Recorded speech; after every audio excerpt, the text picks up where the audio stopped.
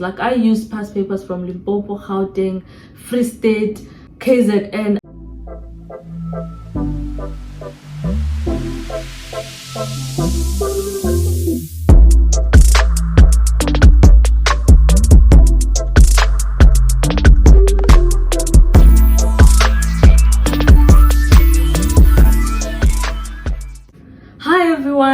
Welcome to my YouTube channel. My name is Andiswa and this is Becoming Dr. Andy. If you're a returning subscriber, thank you so much for watching one of my videos once again. And if you're here for the second time or the third time but you still haven't subscribed, please do the right thing and subscribe. And if it is your first time here, I hope you do stay and become a part of my journey as I become Dr. Andy. So before we get into this video, I would like to thank you guys for 5,000 subscribers.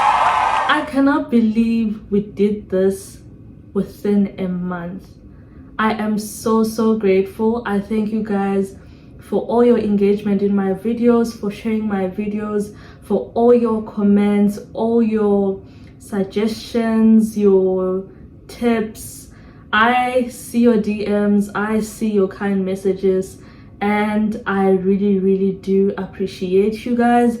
And also the video that I posted about how I got 7 distinctions in MATRIC is currently over 40,000 views, and you guys did that. Yeah, you guys did that. I am so happy. That is so motivating for me to keep on making videos for you. And it shows that you guys appreciate what I'm doing, and it shows that you guys are getting something from these videos and it's just not in vain. So on today's video, I'm going to be sharing with you how I was able to get 98% for physical sciences in my final MATRIC results. This was one of the most requested videos. I saw that you guys were saying, I am struggling with maths, I am struggling with physical sciences, and also the reaction that I got from you guys after I shared my MATRIC results. So I'm not only gonna do a video about physical sciences, but I'm gonna do a video about maths, and I'm gonna upload that video tomorrow. So these are the 2 subjects that I'm gonna do videos about, simply because those are the 2 subjects that are required for medicine. And also I do not want my content to be based on high school stuff, if you get what I'm saying. I don't want it to only focus on people in high school and just neglect the whole concept or neglect people who are in varsity. But I am going to share with you guys how I make my notes, how I study effectively, how I make a timetable, you know, useful study apps, but it's not going to be subject based. If you want study tips on how to approach any of your subjects, whatever you are doing in high school, please go back to that video where I shared how I got 7 distinctions in MATRIC. There I give all the study tips that I used for all my subjects, and I hope that will help you guys. So another thing that I'm just gonna say, I am not a teacher. I do not have any qualification, bachelor's of education degree. I am not a subject advisor. I am just a student sharing with you guys how I was able to, you know, get through MATRIC or get this mark in MATRIC. My study methods might not help you, and it might work for you, it might not work for you. So if it doesn't work and if you feel like you are struggling, please talk to someone who's qualified. Please talk to a teacher. Please talk to literally anyone if my tips are not working, because I unfortunately cannot help you beyond this. Like, if I am sharing with you how I did and you still feel like you are struggling or you need more help than this, unfortunately I cannot help. Please reach out to the people that can assist you. So these tips are not only for people who are in MATRIC. You can use them when you're in grade 10 or grade 11, but I'm going to be focusing more on MATRIC because that is when I got the 98. So in grade 10, these were my marks for physical sciences, and in grade 11, these were my marks for physical sciences. I was not performing that badly, as you can see. I was kind of like average, above the high end of average, but I was not able to get a distinction in grade 10 and in grade 11. And in grade 12, this is when I was able to get a distinction for physical sciences. And I think in grade 12, that is when I had mastered what works for me and what doesn't work for me. And also I was paying attention to my study methods. I was putting time in my work. So I am going to give you what I did in grade 11 in order for me to achieve this big mark. Number one, I made time to study. I told myself, Andiswa, you have 24 hours a day, and hours from that day has to be dedicated for studying. I didn't study whenever I felt like studying. I studied when I should be studying, which was every day. So for example, to make it practical, I knew that about 8 hours I spend at school. Like if I'm gonna be at school from like 7 a.m. to 2 p.m. or 3 p.m. Those hours I cannot control in my day. I cannot simply skip school. I cannot be studying independently. So they are minus from the 24 hours. And now I'm left with 16 hours. The other 16 hours was completely up to me what I do during that time, whether I sleep, whether I spend time with friends, whether I spend time on my phone, whether I study, anything. And to me, I told myself that at least 6 hours a day, I want to dedicate it to my books, to studying. And that disciplined me quite a lot, because I knew that, okay, if I'm saying at least 6 hours to probably 8 hours max a day I am studying, meaning that the other 8 hours is left for sleeping, eating, showering, TV, and all the other extra activities. And to me, I know for you guys can sound like, that is a punishment, it's like you're in jail. I had to adjust my mind like that in order for me to stay focused and in order for me to stay dedicated in my studies, so that I knew that if I was gonna spend 3 hours on TV, I am eating my sleeping time. If I'm gonna be spending time with friends, I am eating my sleeping time. Basically, I'm using up my sleeping time, and that made me so disciplined. That made me so disciplined because every time, whatever that I was doing, I knew that I was using some time. Like, be conscious with your time. Don't just spend 2 hours randomly on something and then you look back, what have you done in those 2 hours? You haven't done anything productive. So for me, I made time for my studies and I dedicated time. So that's the first thing I did. And another thing that I already shared on that video on how I got 7 distinctions in MATRIC is that create a study timetable. That is another thing that I did that helped me quite a lot. So for physical sciences, I didn't study physical sciences as a whole subject, but I studied it according to topics. So I divided it into like all the topics that we are studying in MATRIC, and I would study topic by topic. If you want to know what topics are there in MATRIC for physical sciences, you probably do know by now, but if you want to confirm them, take any past final MATRIC paper or past trial paper, literally from question 2 up until the last question. At the top, you'll find the topic name. So that is what I used to study, and it helped me quite a lot because after tackling that kind of topic, I can simply go to a question paper and test myself. So in high school, my teacher would teach like one topic for like 2 weeks or 3 weeks, depending on their program or their timeline that they are following. I forgot what the term is called, but all teachers do follow that timeline that, okay, each topic you spend this amount of weeks. And I made sure that I am not behind. I am always up to date, if not ahead, so that every time a teacher is talking about something in class, I completely understand, so that 8 hours I spend in school, it is not wasted. Okay, so I make sure that I interact in class, I ask questions, I answer. If the teacher asks questions, I was not really one of those people who had their hands up all the time, but if you would probe me to answer your question, I would know the answer because I was engaging in that way and I engaged with my work. If you're asking yourself, how do I study then from day to day?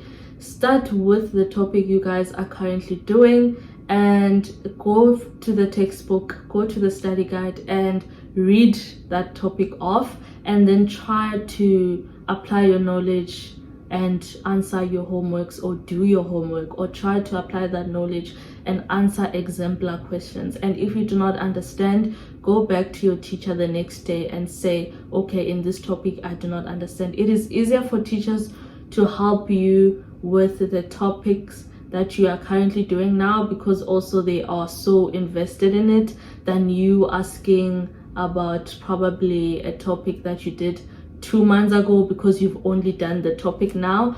But that shouldn't discourage you to answer questions. You should answer any kind of question, but I am saying it is much easier that when your teacher is teaching this type of topic, you are also doing that topic, so that you are in sync with the teacher, and every time they are doing examples on the board, you understand what is going on. And I personally preferred to stay ahead so that I knew my work basically. So I didn't rely on teachers to teach me basics. I was able to teach basics myself. Fortunately, I was able to watch videos and get the concept before a teacher comes to teach me. So whenever a teacher taught me something or started a topic, I was already there. And if you are able to do that, then do it. It worked for me. Staying on top of your work and making sure that when a teacher goes through the work, you have already done it. So another thing that I did was to use multiple resources. For physical sciences, as I said, it is a very, very practical subject. It doesn't really need like a lot of notes. You don't need like 8 textbooks to tell you how to calculate something. If you get two textbooks are actually enough. I found one enough, so I used answer series study guide for my basics. So I would just read off that study guide for basics and then do exemplar questions, and then from there I would move to my mindset learn extra, which was like a workbook. I bought it from CNA, but I'm not sure if it's still there now. But if you can't access that book, go to Mindset Learn Extra, either on YouTube or either on TV. The last time I checked, it was playing on 319. They teach really good and they tackle past papers there. So that is what I used to practice daily. So if I had already read about a certain topic and I know the basics, I know the formula, and I want to apply my knowledge, I would go to that workbook and try working out the questions. Or if I want to refresh my knowledge and see how to apply a formula, I would watch a YouTube video for Mindset Learn Extra, and then after understanding a concept, I will then go to past papers. So those are the resources that I used. I used the answer series study guide, Mindset Learn Extra workbook, and Mindset Learn Extra YouTube videos. But while I was doing my research before shooting this video, I found this very cool YouTube channel by Mlungisi Nkosi. I think he is a teacher. I don't know him, but he makes really good videos about physical sciences and maths. I think they are more for matrix. In case you needed another YouTube channel you could follow for practice questions, he does past papers and works them out step by step with you. Another useful tip, something that really worked for me, I know you've heard this probably 1,000 times, but I'm gonna say it again, is definitely past papers. I made sure that in grade 12 I would say at least 100 past papers. I've done them, but it's probably definitely more than that. The reason why I did past papers was to know every possible way they could set a question. And I knew that I needed to do at least 100 questions per topic for me to stand a better chance in knowing every possible way they could set a question, because I knew that they were not all of a sudden going to invent a new way of testing a question right now in my matric. So the question that I'm about to write in that exam has been tested before, but now I'm probably gonna get new values, or they're gonna use a different object like a brick instead of a ball. Do you get what I'm saying? So what I did is I exposed myself to all the methods and all the ways they could possibly test a question, so that when I get into that exam, I know that, okay, they're asking me to calculate this way. I don't want to lie, when I got into my exam and I opened that question paper, I already knew what they were asking from me, and I already knew the kind of method I am going to use, because I am experienced. Physical sciences is more about experience and understanding than your memory. You need to expose yourself to all the kind of questions they could possibly ask you, so that you are familiar with them when it comes to your exam. It might happen that you come across a question and you'll be like, oh, this is a similar question that I've done before, just that now they've changed the values. But if you're not gonna do any past paper, every question is just going to be a surprise to you, because if you're going to rely on your textbook or your teacher, you might know one method, 2 or 3 of how they could test a question, and then they come with method number 7 that you haven't reached. So for me, I made sure that I exposed myself to every kind of ways they could test a question. So what I did is I used past papers, past trial papers, past final papers, past June papers from different provinces. Like I used past papers from Limpopo, Gauteng, Free State, KZN. I used supplementary past papers. I used past papers from as old as when CAPS began. I did all of that because I wanted to make sure that I have enough experience to answer that question when I get to the exam. There's this app called High Physical Sciences. I used it to source past papers for matric finals. I think they have every final exam for physical sciences, and they have answers. So it's like a memo, a question paper and a memo for each year where they work it out. And you can download it from your phone, from your tablet, and you can use that as well. Other than that, I really went on Google and Googled past papers. You can get thousands of past papers from there. I will also share a link on my description box on where to find a compilation of past papers, including provincial past papers. Another thing that I did in matric, I attended every extra class that was available in my school. I was not ignorant. I didn't treat myself as a special kid that, okay, Andiswa, you are the top learner in physical sciences, therefore why you should attend an extra class. If there were extra classes, I would be the first one to be there. If there are no extra classes, I am requesting one, because I wanted to make sure I did not miss anything. And I went on as far as finding tutors.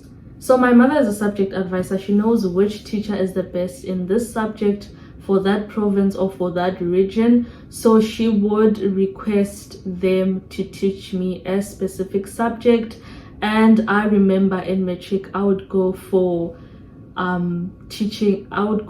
classes for maths and physical sciences. So what would happen is every time that teacher has an extra class at their school and I do not have an extra class in my school, my mom would drive me to that class. Let me give you a detailed overview of what actually happened throughout the 12 months I was in matric when it comes to physical sciences. So my teachers in high school made sure that we finish all the topics by June exams, so that in June holidays we are preparing for trial. So that is what exactly happened. By June, I had already went through each and every topic that I should go through in MATRIC, and I had already mastered the basics. So during my June holidays, I attended winter classes every day, and I would come back home and practice past papers. So that is what happened. And what I used to do is that I used to take a question paper, sit down like I am writing a formal exam, take my clean sheet of paper, take my pen, and answer that question paper from question 1 up until the last question. And then I would take a memo and mark myself to see how much I got. That really helped me to see where I am currently standing. Like, I would say, okay, now I'm a month away from my trial exam, and I just did this paper and I got 110 over 150, meaning that I am most likely to get better marks because I'm going to be working consistently for the next month. So in my exam, I am most likely to get a better mark. So I suggest that you do that so that you know your baseline, you know where you're standing. Take a past paper, sit down like you're in an exam, set your 3 hours, and do that past paper from question 1 up until the last question. Do not leave any question out. Attempt it like you would attempt it in an exam, and mark yourself. See the questions that you struggle the most and make sure that you work on them the most, because that shows you that is where you are lacking. So in order for you to get like 100% in each and every subject, you have to focus on question by question. You have to say, okay, for out of 20 for this question, I get a 20. Out of 15 for this question, I get a 15. So you need to make sure that when you study, you make sure that when it comes to forces or electricity, I am 100% sure that whatever question that is going to come out of that, I am going to get 100%. So if you are lacking in a certain topic, make sure that you go back to that topic and study it, because that is the topic that is going to betray you in that exam. And also make sure that you know your definitions. This is the easiest way you can score your marks in that physical sciences paper. Make sure that you memorize your definitions quite well. So how I would write my exam is that I would start with my favorite question. So if you didn't know, you are not forced to start with question 1 and end with the last question. You can start with question 7, follow question 9, follow question 13, go back to question 1. That is exactly what I did. I started with a question that I loved the most, so that it sets my mood up. I know that, okay, my favorite question, the one that I love the most, the one that I'm sure that I'm gonna get 100% in, I do it first, and then I end with the question that I do not like. Another thing is that I went back and read each and every question over and over again. Even those questions I found very easy to attempt, I made sure that I read over the questions so that I avoid silly mistakes. In that exam room, I was literally the last person to finish my exam, because I didn't just want to finish my exam in under 2 hours. For what? If you are not gonna get 100% in your exam, why did you exit before the time? I just don't understand the concept of people rushing out of exams. So take your time to avoid silly mistakes. Go back to the questions, read them again, make sure that you calculated every question the way you should, and make sure that your definitions are correct, and make sure that you didn't leave out any question. So when I was studying and I found that there's a topic that I really struggle with, I made sure that I practice that question or practice that topic up until I master it, because what I was trying to make sure of is that I am 100% confident when it comes to all of my topics. I didn't only master the topics that I loved and found easy. I went to the hard questions and make sure that I know them as well. So I would advise you to study those hard topics if you want to get a good mark. Don't say that, okay, out of 10 topics I'm gonna study 7, and those 3 topics I'm just gonna see what I can do, because those 7 topics might betray you. You might get 4 out of 7, and now you realize that actually I need the 3 from those topics, and most likely hard topics have very high marks. So make sure that you attempt those hard topics as well. So in all the tips that I've given you, you can certainly tell that it takes so much dedication and hard work. So be dedicated. It is all about sacrifice. You have to sacrifice social media, unfortunately. You have to sacrifice sleep. Like, if I can go on and tell you guys how many hours I slept, toxic, right? But it is all worth it. It is all worth it. If you are still trying to balance rest and hard work during times when you should work hard, you are not gonna get good results. You need to sacrifice in order for you to achieve the best results possible.